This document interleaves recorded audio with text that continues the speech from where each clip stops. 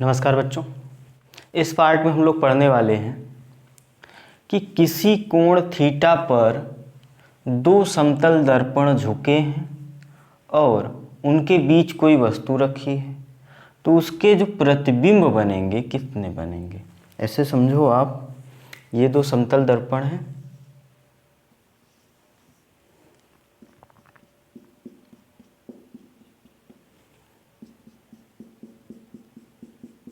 ठीक। इसको आप M1 मान लो, इसको M2 मान लो।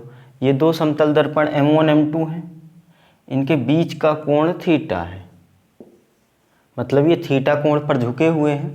तो अब बताना है, अच्छा इनके बीच में कोई वस्तु रखी है, यहाँ पे मान लो ये कोई वस्तु रखी है ओ, तो अब इसके कितने प्रतिबिंब बनेंगे यही निकालना है, ठीक है। पिछले वाले पार्ट के कॉन्सेप्ट के आधार पर आप ये समझ गए होंगे कि इस समतल दर्पण में इतनी ही दूर पर एक प्रतिबिंब बनाएगा ये इस वस्तु का, अगर इसको हम I1 बोल दें। फिर इतनी ही दूरी पर इस समतल दर्पण से ये एक प्रतिबिंब बनाएगा, इसको I2 बोल दें। अब ये वाली वस्तु जो प्रतिबिंब बना है M1 का, ये जो प्रतिबिंब है M2 के लिए वस्तु जैसा व्यवहार करेगा। वो किरण आरेख से बना के चेक करेंगे, अगर इससे जो आपतित होगी इस दर्पण से परावर्तित, लेकिन इससे जो आपतित किरण होगी यदि इस पे पड़ेगी तो ये प्रतिबिंब इसके लिए वस्तु जैसा व्यवहार करेगा। पिछले वाले पार्ट में हम लोग ये पढ़ चुके हैं, ठीक है। ऐसे ही बहुत सारे प्रतिबिंब बनेंगे, तो उन सभी प्रतिबिंबों की संख्या निकालनी है। अब ध्यान रखना, अपने को किरण आरेख नहीं बनाना है। जब हम लोग किरण आरेख बना रहे थे तो उसको हम ये गिन भी रहे थे, है ना। गिनने का मतलब ये है दो चार प्रतिबिंब बना रहे थे। यहाँ पे अपने को किरण आरेख नहीं बनाना है। आपको ये समझाने के लिए तो बनाना हो सकता है पड़ जाए तो देखेंगे, लेकिन आपको सीधा सीधा संख्या निकालनी है। तो कैसे निकालते हैं अब इसकी बात करेंगे। पहले ये लिख लो हेडिंग आप। हेडिंग यही है कि दो समतल दर्पण किसी कोण थीटा पर झुके हैं और इनके बीच में कोई वस्तु रखी है, तो उस वस्तु के कितने प्रतिबिंब बनेंगे उसकी संख्या बतानी है अपने को, ठीक है।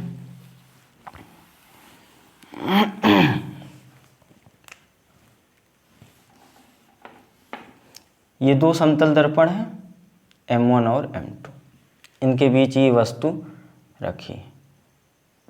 तो अब फॉर्मूला देखते हैं। संख्या को हमने मान लिया स्मॉल n, ठीक है। स्मॉल n बराबर संख्या, कौन सी संख्या, बनने वाले प्रतिबिंबों की संख्या, मतलब यही निकालना है अपने को, ठीक है।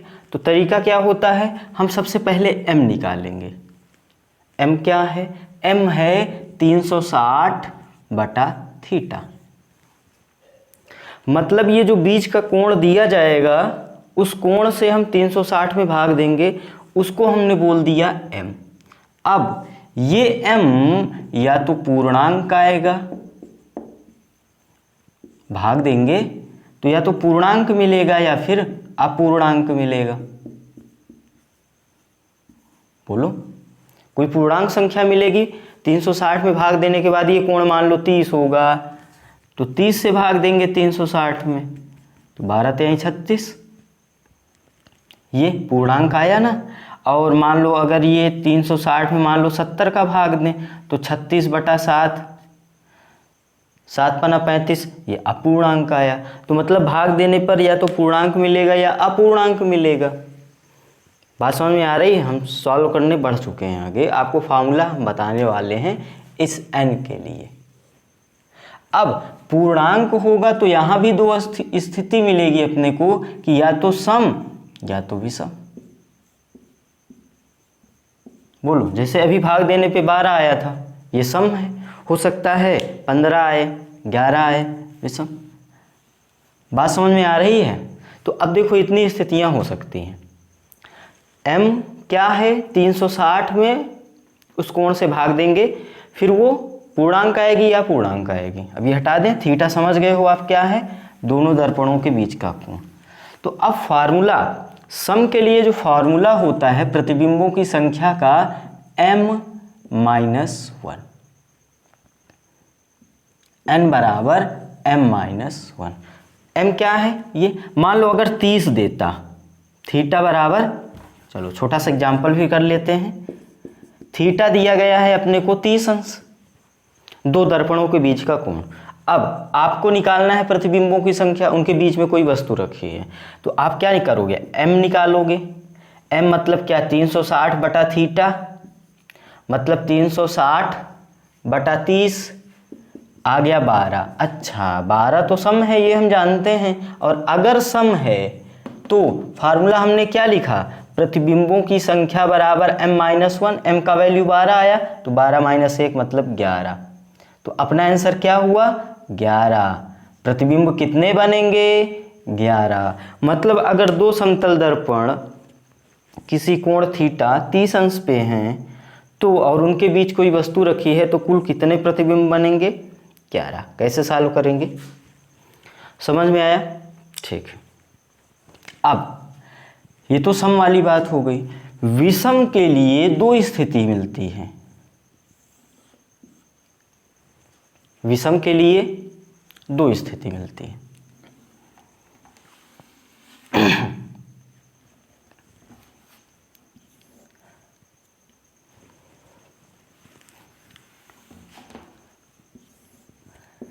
या तो कोण अर्धक पर होगी वस्तु, कोण अर्धक, कोण अर्धक, कोण समद्विभाजक, अभी डायग्राम में भी देखेंगे।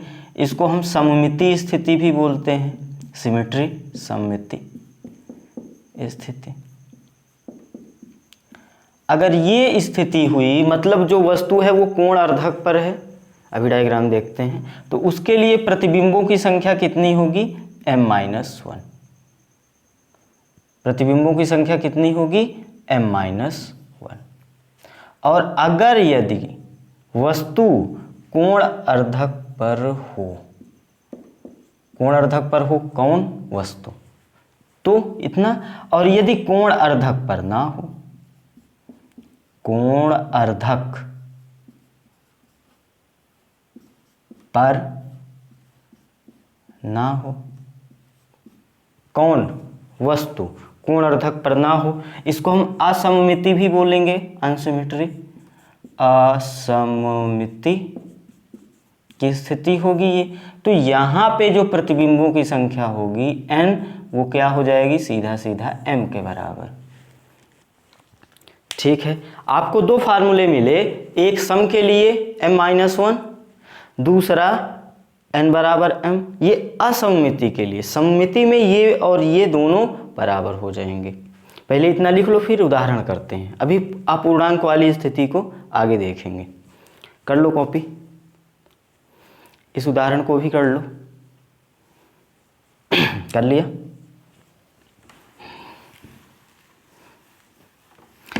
यहां पर एक बात आप ये भी ध्यान दिए होंगे कि यदि m सम आ रहा है, m सम आ रहा है, तो हम ये देख नहीं रहे हैं कि कोण अर्धक पर है कि नहीं है। हम कोण अर्धक पर है या नहीं तभी देखेंगे जब m का मान विषम है।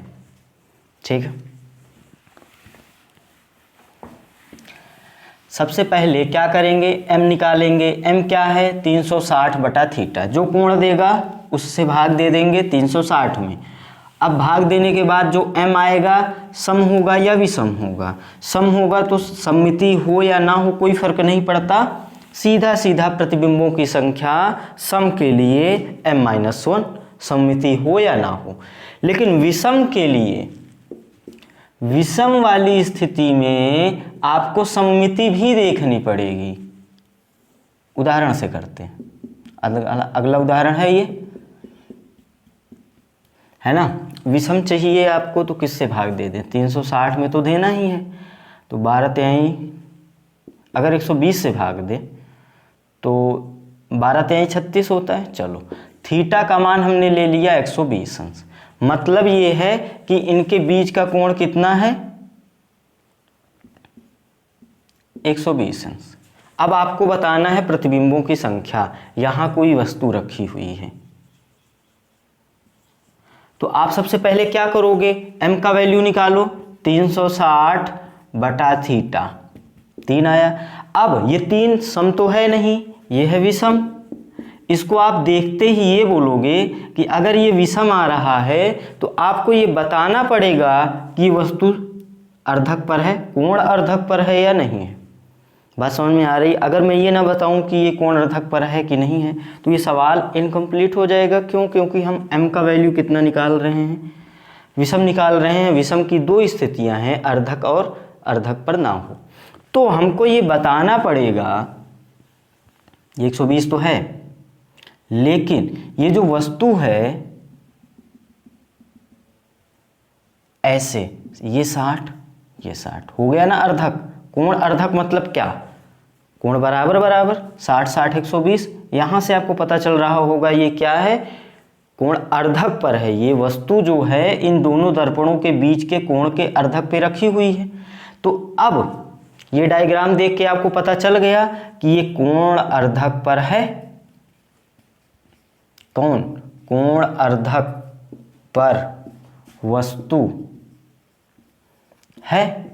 इसलिए जो प्रतिबिंबों की संख्या होगी, कोण अर्धक के लिए प्रतिबिंबों की संख्या क्या होती है, m-1। मतलब m का वैल्यू कितना, ये 3 निकाले हो आप, 3 - 1 = 4, 2। ठीक है, तो प्रतिबिंबों की संख्या कितनी आ गई, 2। कर लो इसको कॉपी। तो विषम जब 360 बटा थीटा या m का मान जब विषम आ जाए तो आपको ये देखना पड़ेगा कि कोण अर्धक की स्थिति है कि नहीं है। कॉपी कर लो। अब इसी में हम कोण बदलते हैं, सम वाली स्थिति भी लाते हैं, मतलब विषम की ही स्थिति और कोण अर्धक पर ना हो। पहले इतना लिख लिए, ओके।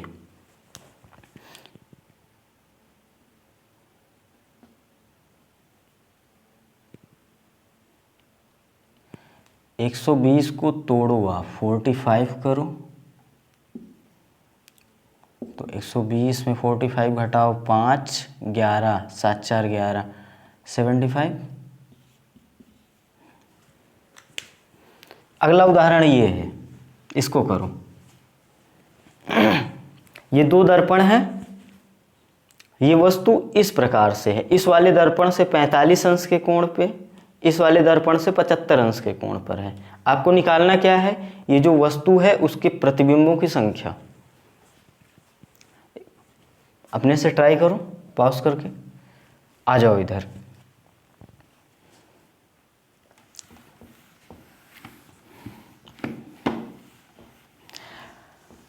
आपको प्रतिबिंबों की संख्या निकालना है तो फार्मूले पे जाओ, 360 बटा थीटा।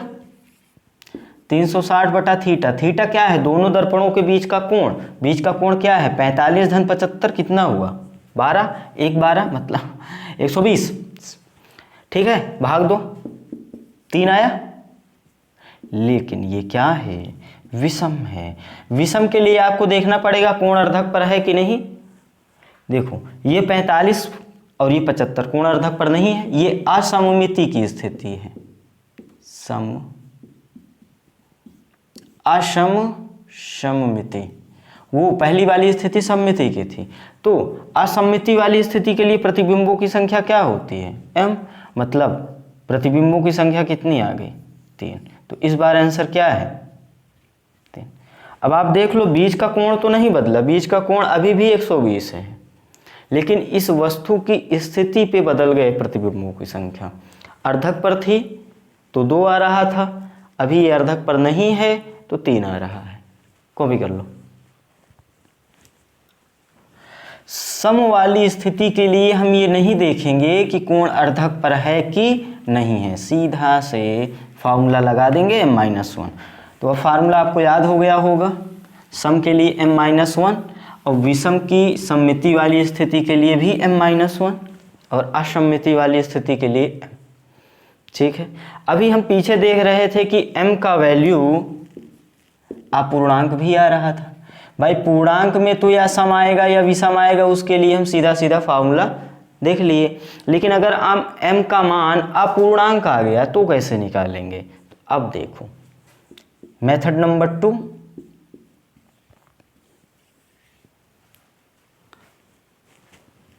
उदाहरण से करते हैं। ये दो समतल दर्पण हैं, इसको m1 मान लो, इसको m2 मान लो, ठीक है। इनके बीच में कोई वस्तु रखी है O। अच्छा, इनके बीच के कोण का कितना, चलो 70 ही ले लेते हैं, 70 अंश है। इनके बीच का कोण है 70 अंश। आपको निकालना है कि ये जो वस्तु है इसके प्रतिबिंबों की संख्या, कितने प्रतिबिंब बनेंगे। तो आप क्या करोगे, सबसे पहले निकालोगे m, 360 बटा थीटा, 360 बटा 70, 36 बटा 7। ये देख के लग रहा होगा आपको अपूर्णांक है, पूरी तरह कट नहीं रहा है। तो अब फार्मूला तो लगा नहीं सकते, क्योंकि फार्मूला जो हमने बताया वो सम और विषम के लिए, मतलब पूर्णांक के लिए था। ये है अपूर्णांक, तो यहाँ पे फार्मूला नहीं लगा सकते हैं। तो यहाँ पे हम दूसरा तरीका करेंगे, ठीक है। आगे बढ़े, ओके। यहाँ पर ध्यान रखना, इस स्थिति में आपको एक चीज देना ही पड़ेगा। सवाल में एक चीज आपको दी जाएगी, वो क्या है, दोनों दर्पणों से कोण। पहले दर्पण से कितना कोण बना रहा है, दूसरे दर्पण से कितना कोण बना रहा है, ये उसको देना पड़ेगा, तभी ये सवाल सॉल्व होगा, ठीक है। जैसे विषम के लिए देना पड़ेगा, तभी तो हम सम अर्धक या अर्धक वाली स्थिति नहीं है तब चेक करेंगे। सम वाले के लिए देना आवश्यक नहीं है। इस वाले स्थिति के लिए भी ये जरूर देगा कि ये पहले दर्पण से कितना कोण बना रहा है और दूसरे दर्पण से कितना कोण बना रहा है। दोनों के बीच का कोण 70 हो गया। पहले वाले दर्पण से 40 अंश का कोण, दूसरे वाले दर्पण से 70 अंश का कोण। आपको निकालना है कुल प्रतिबिंबों की संख्या। इस फार्मूले से नहीं निकाल सकते क्योंकि अपूर्णांक आ गया। इतना लिख लिए।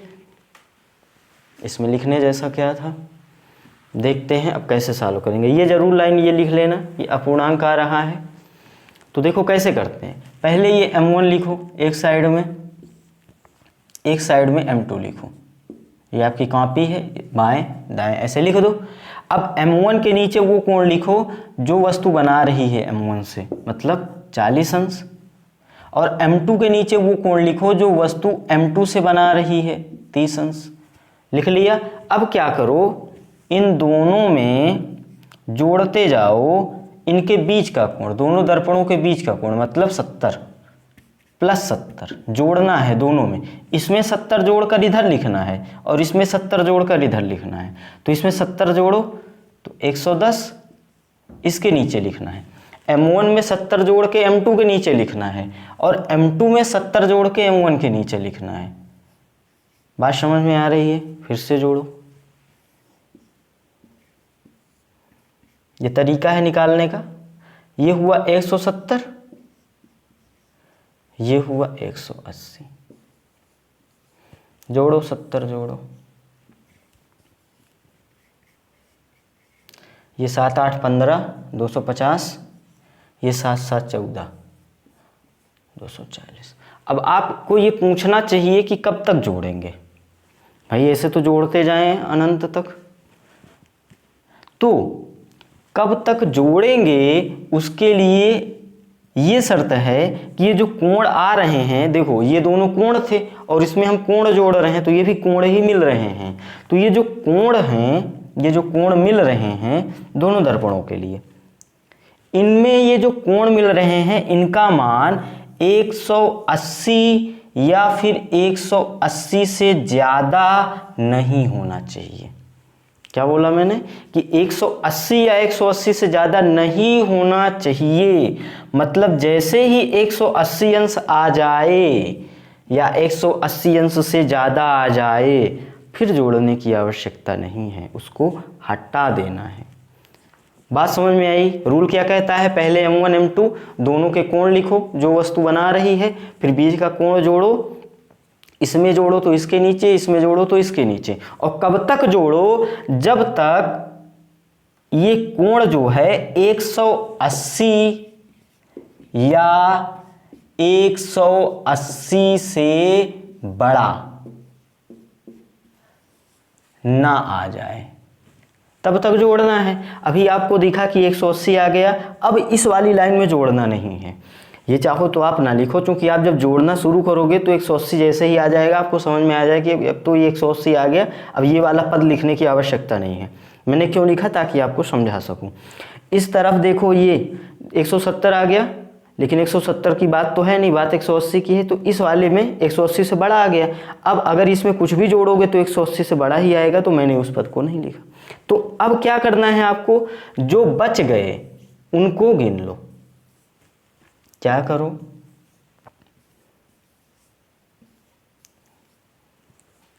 गिन लो, जोड़ना नहीं है। 1 2 3 4 5। तो यहां पे जो कुल प्रतिबिंब हैं, कुल प्रतिबिंब जो हैं वो कितने हैं? 5। 3 बनाएगा M2 दर्पण। यहां से अगला पार्ट सवाल क्या पूछेगा? M2 कितने प्रतिबिंब बनाएगा? 3। 1 2 3। पहला प्रतिबिंब 30 अंश पे, इधर 30 अंश पे, इधर 30 अंश पे बनाएगा। दूसरा प्रतिबिंब 110 अंश पे बनाएगा, यहाँ 110 अंश पे बनाएगा। तीसरा प्रतिबिंब 170 अंश पे बनाएगा। M1 दो प्रतिबिंब बनाएगा, 40 अंश पे, 100 अंश पे। बात समझ में आ रही है आपको? कुल प्रतिबिंब कितने बनेंगे? 2 3 5। लेकिन अभी रुको, अंतिम में देखो, पहली शर्त तो ये हो गई।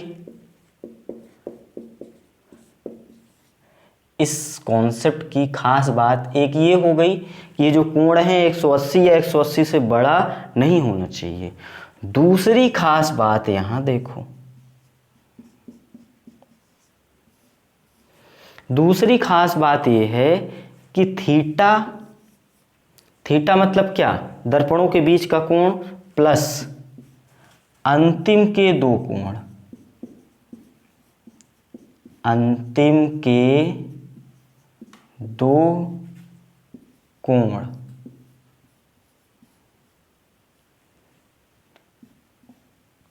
इसको क्या मान लो? आर मान लेते हैं। दूसरा नोट का मतलब देखो, यहां पे अंतिम के दो कोण और थीटा को जोड़ो। अंतिम के दो कोण प्लस थीटा जोड़ो, जोड़ लिया, उसको हमने आर मान लिया।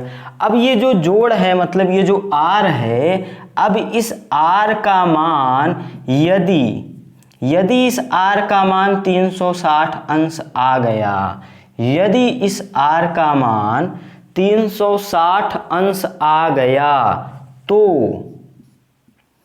अंतिम के दो प्रतिबिंब,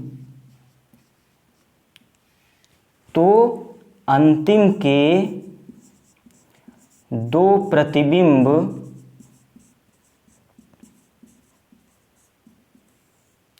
समपाती होंगे।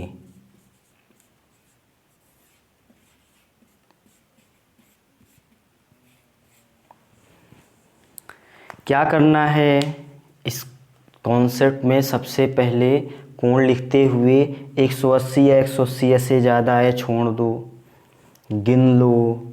गिनने से पहले, इसका उत्तर बताने से पहले, चलो उत्तर अभी नहीं बताया, इसका आंसर बताने से पहले क्या करना है आपको? थीटा में अंतिम के दो कोण को जोड़ो। थीटा था, पहले इतना लिख लो, फिर कुछ मिटा दूंगा। लिख लिए, दर्पण को ही मिटाते हैं। यहाँ पे बीच का कोण तो पता ही चल गया अपने को, 70 अंश। देखो थीटा में, थीटा मतलब 70 अंश में जोड़ना है अंतिम के दो कोण। अब अंतिम के कौन दो कोण? एक इस साइड का अंतिम वाला, एक इस साइड का अंतिम वाला। तो इस साइड का अंतिम वाला ये है, क्योंकि ये तो छोड़ दिया ना, इसके आगे वाले ये तो छोड़ दिया, ये और इसके आगे वाले, तो ये अंतिम वाला नहीं है। जो ले रहे हैं उसमें अंतिम वाला देखो, मतलब 180 से छोटा, ये है 170 प्लस इधर का अंतिम क्या है? ये नहीं है, क्योंकि ये तो छोड़ दिए हैं इसको, 100। यही हमने आर माना, यही तो आर माना। थीटा और अंतिम के दो कोण, थीटा 70 और ये अंतिम के दो कोण जोड़ो, इसको 7 7 14 मतलब 340 अंश। r कितना आ गया? 340 अंश आ गया। हमने क्या कहा कि यदि r का मान 360 आए तब होगी संपाती की स्थिति। यहाँ 340 आ रहा है, मतलब यह संपाती की स्थिति नहीं है, यह संपाती की स्थिति नहीं है। अतः कुल प्रतिबिंब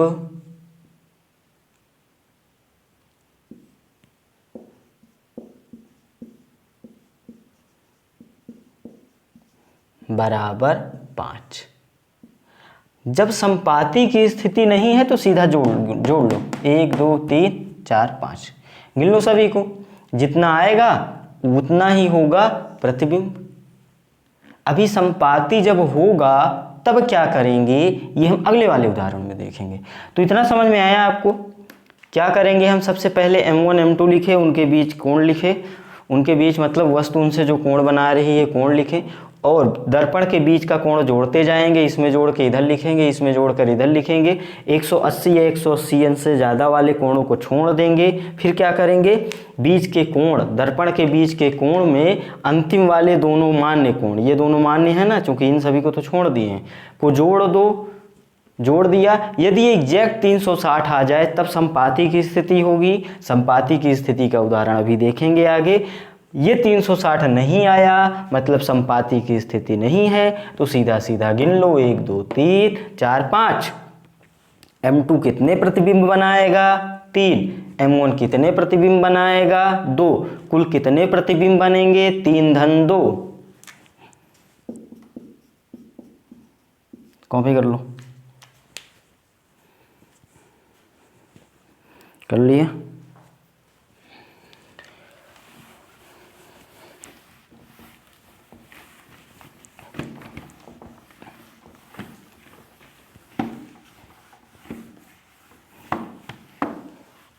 अगला उदाहरण करो।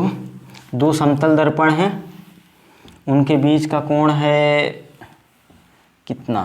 कितना लोगे ताकि मिल जाए अपने को 360।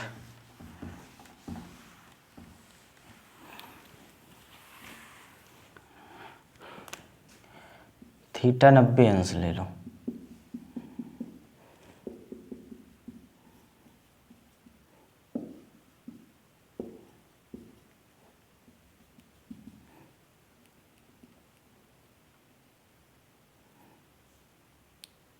ये वस्तु O रखी है, इससे मान लो 30 कोण बना रही है, इससे 60 कोण बना रही है। अब आप समझ गए दोनों दर्पणों के बीच का कोण कितना है? 90 अंश। तो आपको ये भी लग रहा होगा 360 बटा थीटा करोगे 9 चौक 36, 4 सम आ गया। ये तो सम के लिए डायरेक्ट फार्मूला लगा दो, m-1 4 -1 3। यही अपना आंसर है। अगर फार्मूले से हो रहा है तो कर लो, सीधा सा करो।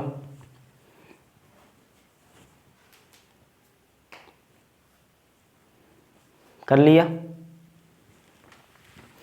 तो ये जो हमने दूसरा तरीका बताया आपको, ये तरीका पहले वाले पूर्णांक के लिए भी लगेगा। पूर्णांक के लिए हम फार्मूला लगाना जानते हैं, लेकिन ये जो तरीका है m1 और m2 लिखकर गिनने वाला तरीका, ये पूर्णांक के लिए भी लगेगा। करेंगे वही, m1 लिखो m2 लिखो, m1 लिखा m2 लिखा, बीच के कोण लिखो वस्तु और m1 के बीच का कोण 30, वस्तु और m2 के बीच का कोण 60। क्या करना है? जोड़ते चले जाओ। क्या? बीच का कोण 90, तो 9 3 12 और 9 6 15। फिर जोड़ो, 15 9 24 और 12 9 21। ठीक है?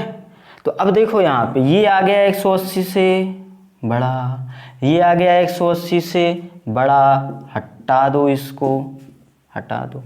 अब आप चूंकि देखो फार्मूले से तो निकाल ही लोगे, आप इस मेथड को सीख रहे हो ना, संपाती वाली स्थिति सीख रहे हो आप। तो देखो यहाँ पे आप कहोगे एक ये बना दिया, एक ये बना दिया, एक ये बनाया 60 पे 120 पे, तो कुल प्रतिबिंब कितने हो गए 4, 1 2 3 4। आप बोलोगे 4 प्रतिबिंब बन रहे हैं, फार्मूले से जब आपने निकाला तो 3 आया, तो फार्मूला वाला सही है।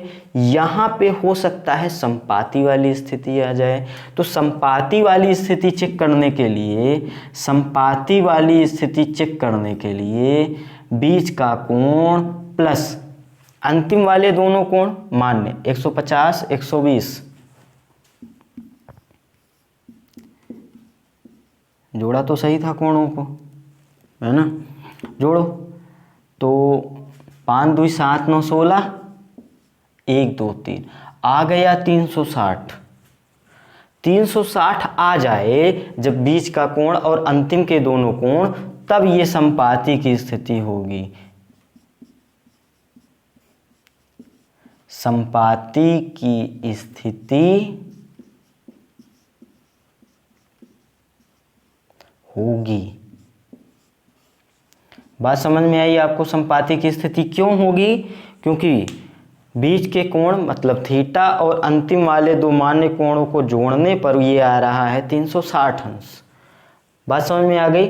अब संपाती का मतलब मैंने पहले पार्ट में आपको बताया था, ये एक प्रतिबिंब है और इसी के ऊपर यदि दूसरा प्रतिबिंब बन गया तो उसको हम लोग बोलेंगे संपाती प्रतिबिंब बन गए दोनों। तो अब जो दूर से देखेगा उसको तो एक ही प्रतिबिंब दिखेगा। मतलब मान लो M2 यहाँ पे प्रतिबिंब बना रहा था, M1 भी इसी के ऊपर प्रतिबिंब बना दिया, ठीक है। तो M1 तो ठीक है, 2 प्रतिबिंब बना रहा है, M2 भी 2 बना रहा है, लेकिन इसके द्वारा एक प्रतिबिंब और इसके द्वारा एक प्रतिबिंब संपाती हैं। बात समझ में आ रही है? एक के ऊपर ही एक प्रतिबिंब बन गया, तो कुल प्रतिबिंब कितने हैं? क्योंकि वो दोनों एक ही दिखेंगे, तो कुल प्रतिबिंब कितने हो गए? यहां लिख दूं, यहीं पे लिखता हूं। इसलिए कुल प्रतिबिंब बराबर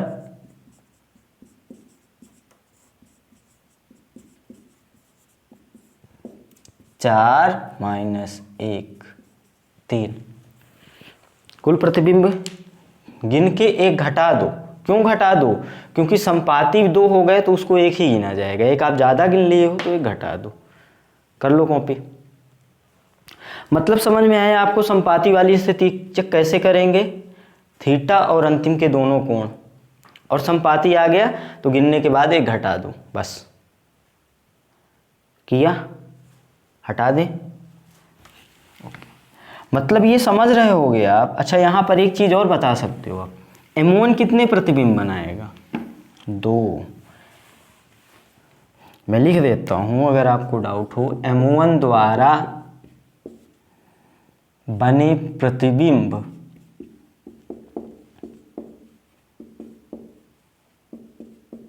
तो M2 द्वारा बने प्रतिबिंब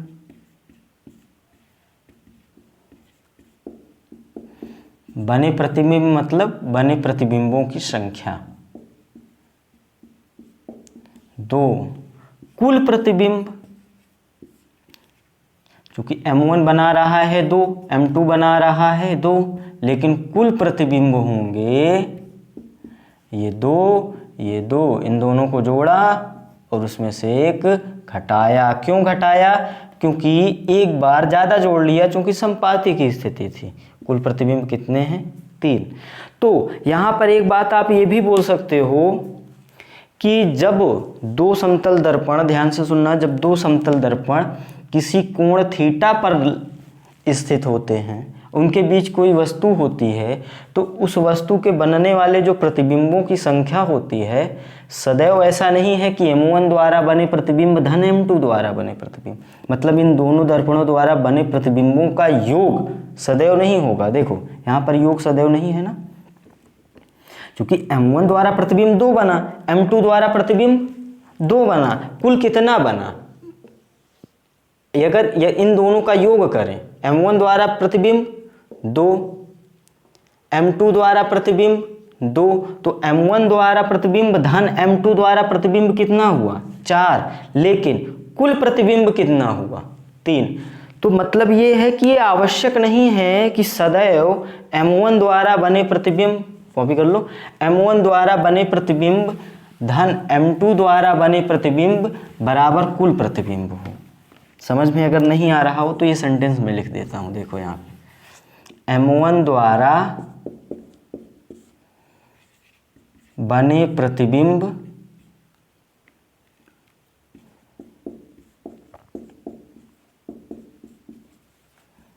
धन m2 द्वारा बने प्रतिबिंब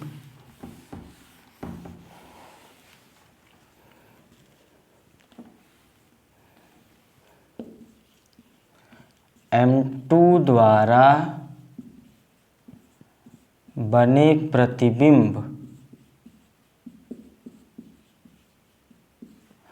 बराबर नहीं होगा कुल प्रतिबिंब के।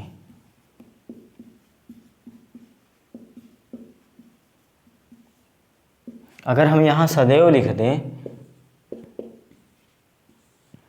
और कहें कि ये दोनों सदैव बराबर होंगे, मतलब m1 द्वारा बने प्रतिबिंब निकाल लो, m2 द्वारा बने प्रतिबिंब निकाल लो और दोनों को जोड़ के कहो आप कुल प्रतिबिंब बन रहे हैं, तो ये सदैव बराबर नहीं होगा। क्योंकि आपने देखा भी संपाती वाली स्थिति में m1 2 बना रहा था, m2 भी 2 बना रहा था और कुल कितने बन रहे थे 3। क्या आपस में ये बराबर होते हैं क्या? बात समझ में आ रही है? तो ये कथन जो है ये गलत हो जाएगा। बात समझ में आ गई आपको? तो अब आप निकाल लोगे, जब दो समतल दर्पण किसी कोण थीटा पर रखे गए हों तो उनके बीच अगर कोई वस्तु है तो उसके बनने वाले प्रतिबिंबों की संख्या निकाल लो। पूर्णांक के लिए सीधा फार्मूला लगाओ, सम विषम के लिए देखो ये इस तरीके को आप दोनों स्थिति में लगा सकते हो। ये गिनने वाला तरीका बोलते हैं इसको, m1 m2 और उनके क्रमशः कोण लिखो, जोड़ते चले जाओ। ये दोनों तरीके लगा सकते हो, दोनों के लिए, पूर्णांक के लिए भी अपूर्णांक के लिए। जैसे मैंने पहला उदाहरण जब 70 लिया था, बीच का कोण अपूर्णांक आ रहा था।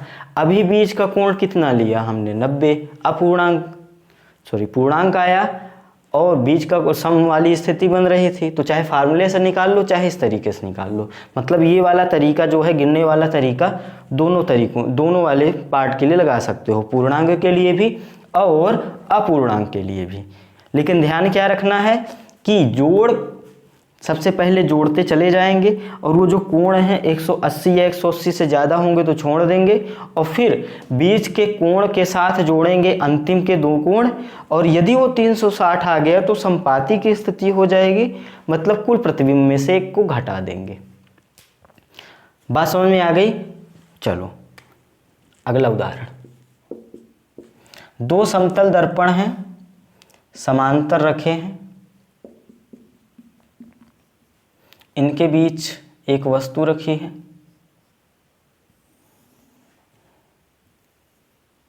आपको बताना है n क्या? प्रतिबिंबों की संख्या। हाँ बताओ, पीछे भी हम ये क्वेश्चन करा चुके हैं, आपको याद होगा है ना?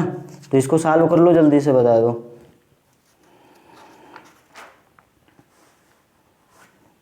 करा दो जल्दी से।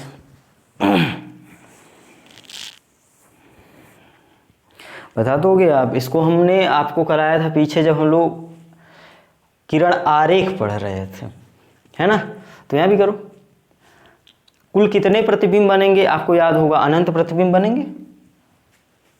आंसर तो आपका पता चल गया, अनंत। ठीक है, यहाँ बीच का कोण कितना है? 0। आप अगर फार्मूले पे जाओ 360/0, आप जानते हो ये जो बटा 0 है ये हम भाग नहीं दे सकते, है ना? आप 9-10 में पढ़ रहे होते तो हो सकता है बोल देते 3 0 से भाग देंगे तो इनफाइनाइट आएगा, अनंत आएगा। लेकिन ये वास्तव में सही नहीं है। इसको अनंत ना बोल करके हम सीधा सीधा बोल देते हैं ये अपरिभाषित है ना? लिमिट में पढ़ चुके हो आप, किसी भी संख्या में 0 से भाग नहीं दे सकते, लिमिट, है ना? तो अनंत प्रतिबिंब चाहे यहाँ से आप देख लो या फिर आप, चूँकि परिभाषित नहीं है ये आप कर ही नहीं सकते हो, तो आप यहाँ रे डायग्राम किरण आरेख बना के भी बता सकते हो। हमने पिछले वाले पार्ट में बनाया ही था। अगर ये दूरी x है, इससे दूरी y है, तो ये x पे बनेगा यहाँ पे। अब देखो हम फास्ट बना देंगे चूंकि किरण आरेख हम बता चुके हैं आपको। तो एक किरण ये भेज दो इस दर्पण के लिए, ये भेज दिया, यही परावर्तित हो जाएगी। एक किरण यहाँ पे भेज दो, ये इस बिंदु से जाएगी,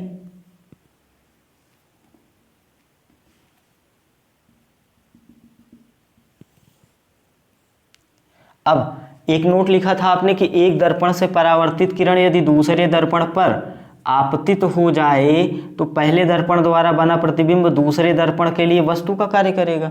अब M2 के लिए ये, इसको यदि हम I1 मान लें जो x दूरी पर बन रहा है, तो M2 के लिए I1 वस्तु जैसा व्यवहार करेगा। तो अब ये I1 का M2 पीछे प्रतिबिंब बनाएगा, कितनी दूरी पर बनाएगा, जितनी दूरी आगे ये होगी, ये है x प्लस वाई, ये है x, तो x प्लस वाई कितना हो गया 2x प्लस वाई।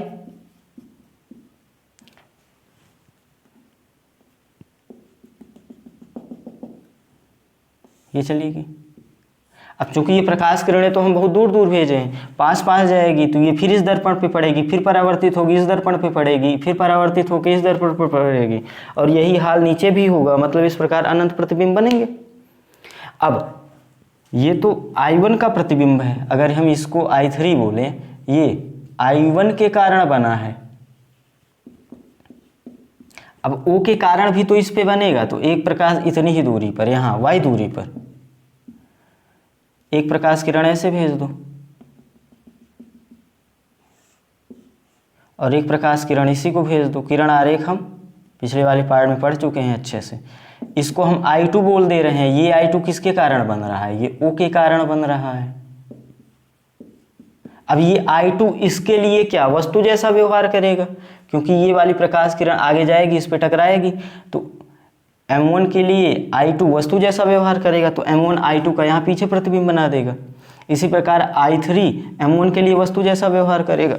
मतलब ये जो इस साइड में जो प्रतिबिंब बनेंगे, इस साइड में जो बनेंगे प्रतिबिंब, इस दर्पण के लिए वस्तु जैसा व्यवहार करेंगे, और इन सभी प्रतिबिंबों का प्रतिबिंब बना देगा ये वाला दर्पण। इसी प्रकार जो इस तरफ जो प्रतिबिंब बनेंगे, ये सारे प्रतिबिंब बनेंगे तो M1 द्वारा, लेकिन ये सारे प्रतिबिंब M2 के लिए वस्तु जैसा व्यवहार करेंगे, तो M2 इन सभी प्रतिबिंबों का इस तरफ प्रतिबिंब बना देगा। और ये प्रक्रिया जो है सतत रूप से चलती रहेगी। तो कितने प्रतिबिंब बनेंगे, अनंत। किरण आरेख भी देख चुके हैं हम लोग, फिर से बना लो इसको। तो जब दो समांतर समतल दर्पण है तो कितने प्रतिबिंब बनेंगे, अनंत। कर लो कॉपी, कर लिया। आपको याद हो वो वाला उदाहरण, इसी के साथ मैंने एक उदाहरण और कराया था,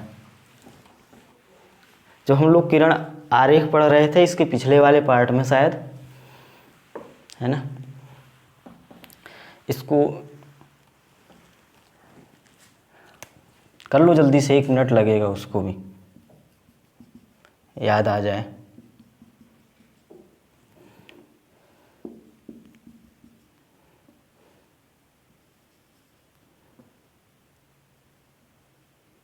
ये वस्तु है, ये दर्पण M1 है, ये दर्पण M2 है।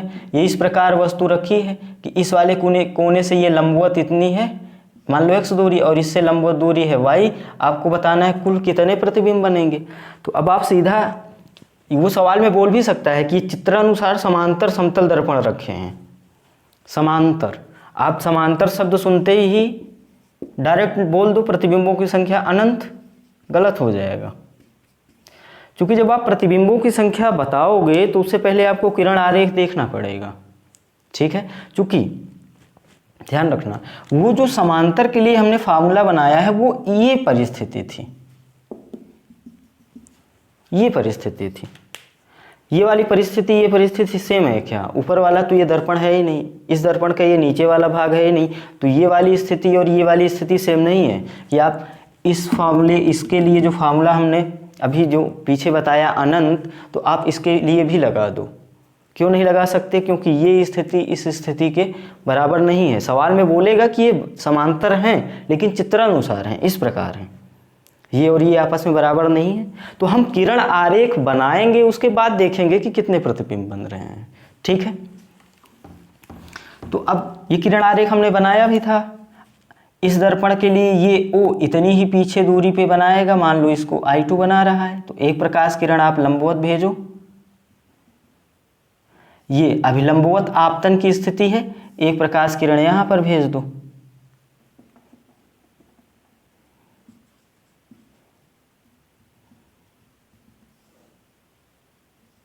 अब आपको लग रहा होगा कि इस दर्पण से जो भी प्रकाश किरण परावर्तित होगी इस दर्पण पर नहीं पड़ेगी। ये प्रकाश किरण इस तरफ जा रही है ना, और इस तरफ, तो इस तरफ वाला भाग दर्पण पर का है ही नहीं, मतलब दर्पण पे पड़ेगी ही नहीं। मतलब अब ये जो प्रतिबिंब है जो M2 के कारण बना है, ये I2 के लिए वस्तु जैसा व्यवहार नहीं करेगा। क्यों नहीं करेगा? क्योंकि भैया ये जो परावर्तित प्रकाश है ये M2 पे पड़ ही नहीं रहा है। क्यों नहीं पड़ रहा है? क्योंकि M2 का ये वाला भाग है ही नहीं और इस वाले भाग में जाएगी नहीं। प्रकाश है तो ऐसा तो है नहीं ये घूम कर ऐसे जाएगी। क्यों? क्योंकि प्रकाश तो सीधी रेखा में चलता है।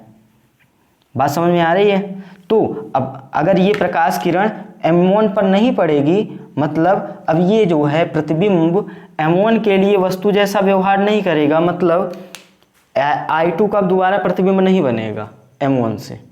पीछे वाली स्थिति में बन रहे थे प्रतिबिंब, ये प्रतिबिंब इसके लिए वस्तु जैसा व्यवहार कर रहा था। क्यों? क्योंकि इससे ये जो प्रकाश परावर्तित हो रही थी इस दर्पण से, या इस दर्पण से जो ये प्रकाश किरण निकल रही थी, फैल रही थी, आपतित हो रही थी, वो इस वाले दर्पण पे पड़ रही थी। इसलिए इस दर्पण के लिए ये वस्तु जो प्रतिबिंब है इसके द्वारा बना, लेकिन यही प्रतिबिंब इसके लिए वस्तु का व्यवहार कर रहा था, क्योंकि इससे ये प्रकाश किरण निकल के इस पे पड़ रही थी।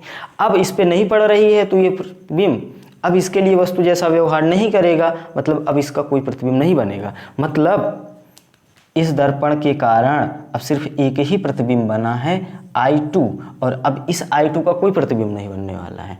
तो अब हम इसके लिए चेक करें, तो इसके लिए भी हम जानते हैं इतनी ही दूरी y दूरी पीछे बनाएगा, ये x दूरी पीछे बनाया था, ये y दूरी पीछे मान लो I1 बना रहा है। तो एक प्रकाश किरण तो आप लंबवत भेज दो, अभिलंबवत आपतन वाली, ये वापस लौट गई। एक प्रकाश किरण यहाँ पर भेज दो, तो ये ऐसे चले जाएगी। अब आपको यहाँ भी समझ में आ रहा होगा कि इस भाग से जो भी प्रकाश परावर्तित होगा वो M2 पर नहीं पड़ेगा। क्यों? ये M2 का ऊपर वाला भाग तो है ही नहीं। तो अगर M2 पर नहीं पड़ेगा तो ये जो इस साइड में जो प्रतिबिंब बना है I1 इस दर्पण के लिए, वो इस दर्पण के लिए वस्तु जैसा व्यवहार नहीं करेगा, उसका दोबारा प्रतिबिंब नहीं बनेगा। ठीक है? तो अब इस दर्पण के भाग द्वारा एक प्रतिबिंब ये बन रहा है I1, इसके द्वारा एक बन रहा था I2। तो कुल प्रतिबिंब कितने हैं? 2। आंसर क्या है अपना? 2। अनंत प्रतिबिंब नहीं बनेंगे, यहाँ पे कुल प्रतिबिंब बनेंगे 2। कर लोगों पे कर लिया?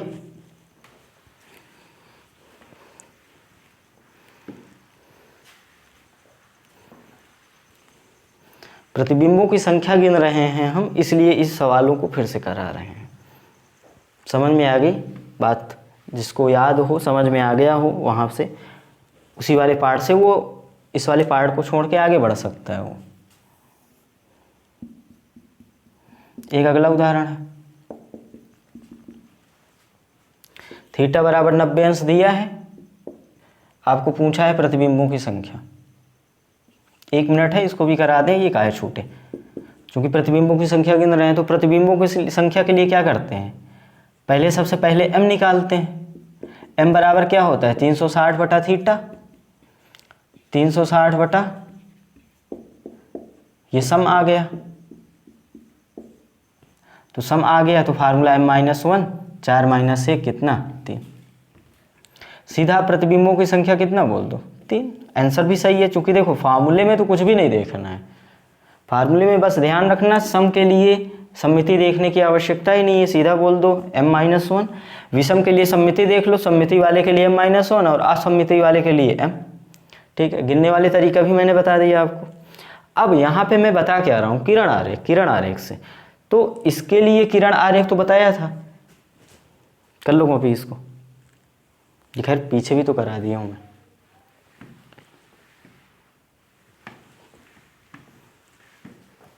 इसको याद क्यों दिलाया? क्योंकि ये सवाल करना है आपको। ये भी पीछे कर चुके हो, फिर से गिन लो। गिनना ही तो है प्रतिबिंबों की संख्या।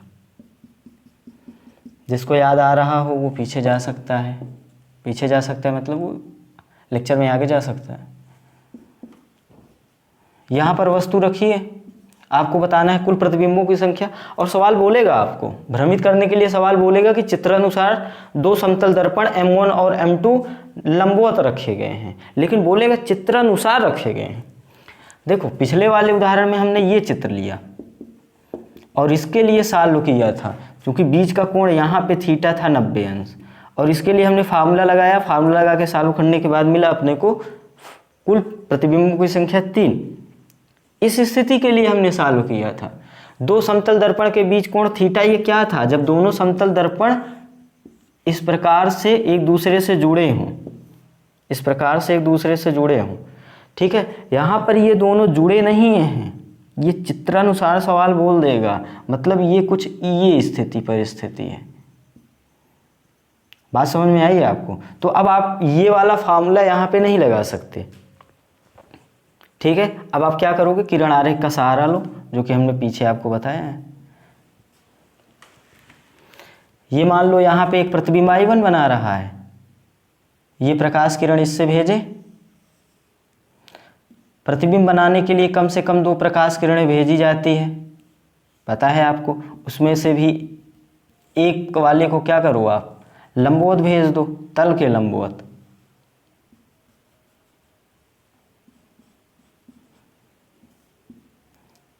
किरण आरेख तो अच्छे से पढ़ के आए हो आप, मैं सीधा डायरेक्ट जल्दी से बना देता हूँ। ये हो गया।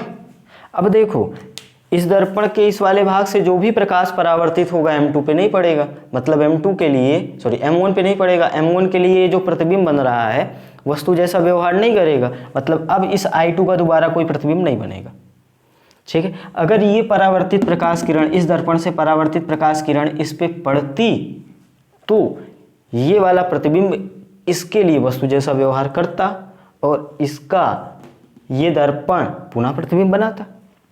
यही प्रक्रिया हम पीछे पढ़ते आ रहे हैं, लेकिन यहाँ पे ये परावर्तित प्रकाश किरण इस पे पड़ ही नहीं रहा है, इसलिए ये इसके लिए वस्तु जैसा व्यवहार करेगा नहीं, तो इसका ये प्रतिबिंब बनाएगा नहीं। अब I2 सिर्फ एक ही बनेगा इस वाले भाग से, और इसी प्रकार ये इससे परावर्तित प्रकाश किरण इस पे नहीं पड़ेगा, मतलब सिर्फ एक ये प्रतिबिंब बनेगा।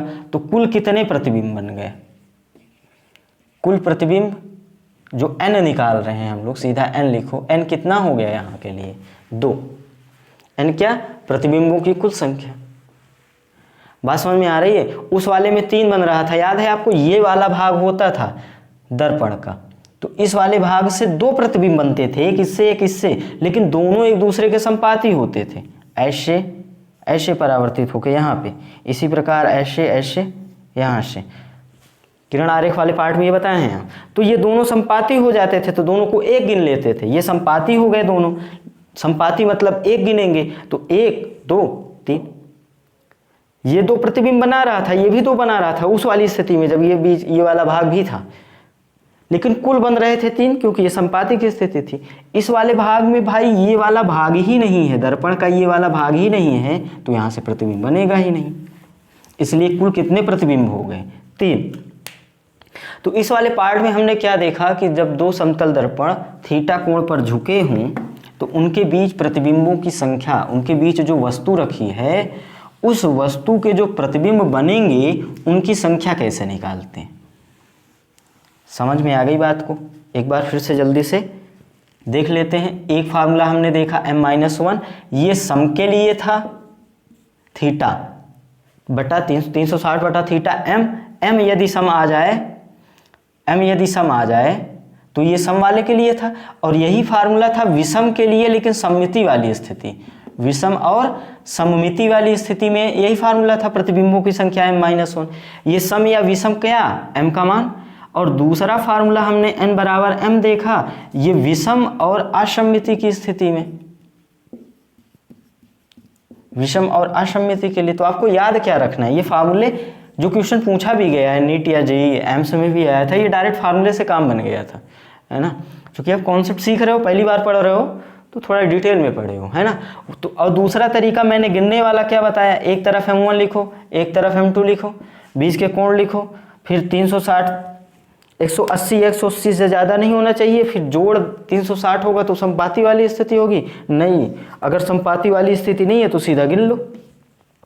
ठीक है, हमने ये भी बताया कि ऐसा सदैव नहीं है कि इसके द्वारा बने प्रतिबिंब धन इसके द्वारा m1 द्वारा बने प्रतिबिंब धन m2 द्वारा बने प्रतिबिंब बराबर कुल प्रतिबिंब हो जाए।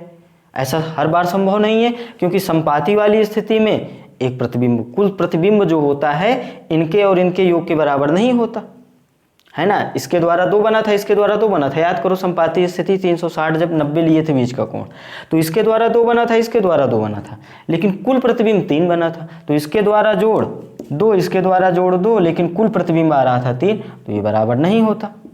ठीक है, तो अब अगले वाले पार्ट में हम लोग मिलेंगे। ओके।